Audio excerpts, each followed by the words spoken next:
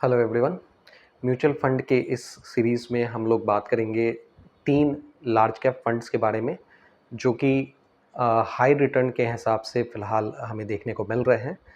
वैसे mutual fund जो high return historically दिए हुए हैं, उनके बारे में हम लोग डिस्कशन करने जा रहे हैं। तो लेट्स बिगिन। वैसे फंड्स के नाम या एनालिसिस देखने से पहले एक चीज़ ज़रूर आप समझ लें कि जो भी यहाँ पे डिस्कशन है वो प्योरली एजुकेशनल पर्पस के लिए है। ये कोई भी बाइंग या सेलिंग रिकमेंडेशन नहीं है। कोई भी इन्वेस्टमेंट करने से पहले आप अपने पर्सनल फाइनेंशियल एडवाइज़र से ज़रूर सलाह लेंगे। शुरू करते हैं। सबसे पहला जो म्यूचुअल फंड हम लोग डिस्कस करने जा रहे हैं वो आईसीआईसीआई प्रूडेंशियल का लार्ज कैप फंड है। इसका नाम है ICICI prudential large cap fund.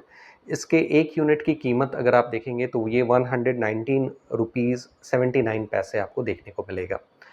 और इसका अगर हम सीएजीआर की बात करें, कंपाउंडेड एनुअल ग्रोथ रेट की बात करें, तो पिछले 3 साल का एवरेज जो सीएजीआर हमें देखने को मिल रहा है वो 20% के लगभग में देखने को मिल रहा है, 20% प्लस इनफैक्ट देखने को मिल रहा है।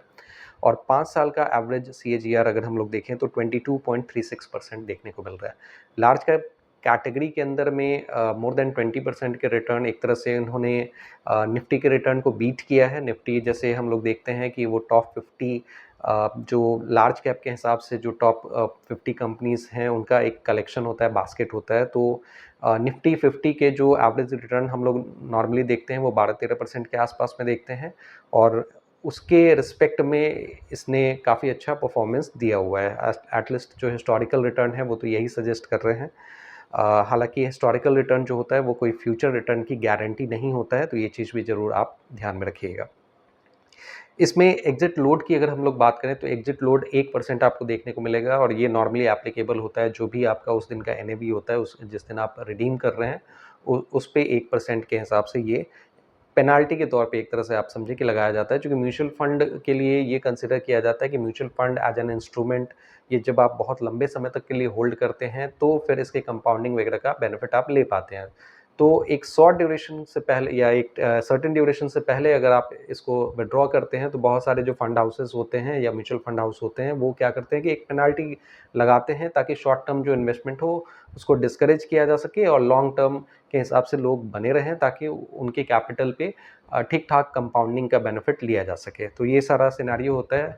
और इस पर्टिकुलर फंड जो ICICI prudential large cap fund है उसमें एग्जिट लोड अगर आप देखेंगे तो वो 1% का है, और इसका जो ड्यूरेशन है वो 1 ईयर मेंशन किया हुआ है, यानी कि 1 साल से पहले अगर आप इस फंड को विड्रॉ करते हैं तो फिर आपको 1% का पेनाल्टी लग जाएगा। इसका एक्सपेंस रेशियो अगर आप देखेंगे तो 0.85% है।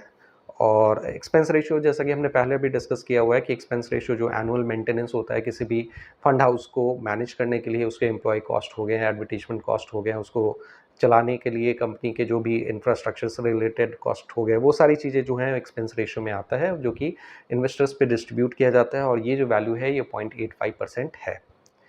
इसका एयूएम अगर आप देखेंगे तो जितने भी लार्ज कैप फंड हैं उसमें ICICI prudential large cap fund का जो एयूएम है वो हाईएस्ट आपको देखने को मिलेगा। ये इसमें जो एसेट अंडर मैनेजमेंट जो है, यानी कि जो अमाउंट इसमें इन्वेस्टेड है वो अराउंड 72,000 करोड़ से ज़्यादा का है। तो ये काफ़ी बड़ा फंड है। और जैसा कि नेचर है, जो कि ये म्यूचुअल फंड है यानी कि स्टॉक मार्केट से रिलेटेड है, तो उस कैटेगरी में अगर रिस्कोमीटर के हिसाब से आप देखेंगे तो ये वेरी हाई रिस्क की कैटेगरी में आता है। ठीक है। तो शेयर मार्केट से रिलेटेड जितने भी इंस्ट्रूमेंट होते हैं, खासकर इक्विटी से रिलेटेड जो भी इंस्ट्रूमेंट होते हैं वो आपके हाई रिस्क की ही कैटेगरी में आते हैं, चाहे आप म्यूचुअल फंड के थ्रू जाए या फिर डायरेक्ट इक्विटी में जाए। तो म्यूचुअल फंड के हिसाब से हम लोग ये समझते हैं कि वहाँ पे चूँकि प्रोफेशनल मैनेजमेंट होता है, प्रोफेशनल लोग बैठे होते हैं जो कि हमारे कैपिटल को या फिर फंड को मैनेज करते हैं और एक अच्छे रिटर्न के लिए प्रयास करते हैं। और तो ये सारा सिचुएशन है तो रिलेटिवली। और दूसरा ये कि म्यूचुअल फंड में जो है कलेक्शन ऑफ स्टॉक्स में पैसा लगाया जाता है, तो एक डाइवर्सिफाइड पोर्टफोलियो क्रिएट होता है जिससे हमारा जो रिस्क का जो फैक्टर होता है रिलेटिवली डायरेक्ट इक्विटी के एक्सपोजर से थोड़ा कम हो जाता है। तो ये सारी चीज़ें वहाँ पे ज़रूर आती हैं। अब हम लोग दूसरे फंड के बारे में बात करते हैं। तो दूसरा जो फंड है लार्ज कैप फंड, वो Nippon India large cap fund है। इसके एक यूनिट की कीमत अगर आप देखेंगे तो 99.69 रुपीज़ आपको देखने को मिलेगा। कंपाउंडेड एनुअल ग्रोथ रेट की अगर हम बात करें तो सीएजीआर पिछले 3 साल का एवरेज सीएजीआर 21.5% हमें देखने को मिल रहा है, 21.5% के लगभग में। और जो 5 साल का एवरेज रिटर्न CAGR हमें देखने को मिल रहा है वो 25.6% के लगभग में हमें देखने को मिल रहा है। यहाँ पे एग्जिट लोड अगर हम देखें तो वो 1% का है और यहाँ पे जो ड्यूरेशन सेट किया गया है वो 7 डेज सेट किया गया है, यानी 7 दिन से पहले अगर आप इस यहाँ पे अगर आप पैसे निकालते हैं, विड्रॉ करते हैं तो आपको 1% का पेनाल्टी लग जाएगा।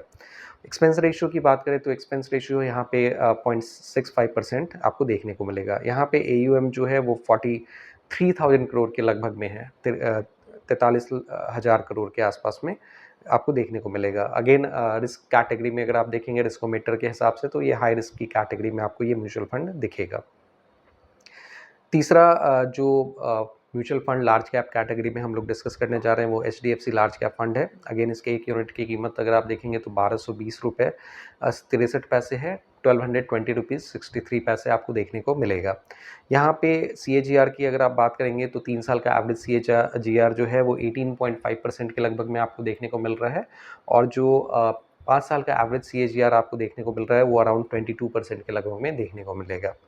एग्जिट लोड की बात करेंगे तो 1% यहाँ पे एग्जिट लोड है और जो ड्यूरेशन सेट किया गया है 1 साल से पहले अगर आप फंड विड्रॉ करते हैं तो 1% का आपको एग्जिट लोड देना पड़ेगा और अगर 1 साल के बाद में आप फंड को विड्रॉ करेंगे तो कोई भी एग्जिट लोड आपको देने को नहीं मिलेगा।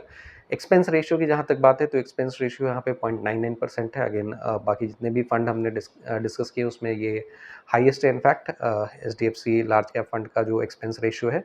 एसेट अंडर मैनेजमेंट देखेंगे तो AUM का जो वैल्यू है यहाँ पे 39,000 करोड़ के लगभग में और रिस्कोमीटर के हिसाब से अगेन ये हाई रिस्क की कैटेगरी में आता है। तो ये सारा सिचुएशन है। तो 3 लार्ज कैप म्यूचुअल फंड के बारे में हमने डिटेल डिस्कशन किया है। एक तो ICICI prudential large cap fund है, दूसरा निपॉन इंडिया का लार्ज कैप फंड है और तीसरा HDFC लार्ज कैप फंड है। आप इनमें से किन म्यूचुअल फंड में पार्टिसिपेट पहले से किए हुए हैं आप नीचे कमेंट बॉक्स में चाहें तो मेंशन कर सकते हैं। इसके अलावा भी अगर आपको लगता है कि कुछ म्यूचुअल फंड इसके अलावा भी अच्छे हैं जो फिजिबल हो सकते थे, जो मैंने कवर नहीं किया, आप नीचे कमेंट बॉक्स में मेंशन करें, दूसरे लोग उसका हेल्प ले पाएंगे। इसके अलावा अगर आपके कुछ डाउट्स वगैरह हैं तो वो भी आप नीचे मेंशन कर सकते हैं कमेंट बॉक्स में। Thank you very much for your participation. अगर आपको लगता है कि यहाँ से कुछ वैल्यू मिला है तो आप इस वीडियो को लाइक करें, इस चैनल को सब्सक्राइब करें। Thank you.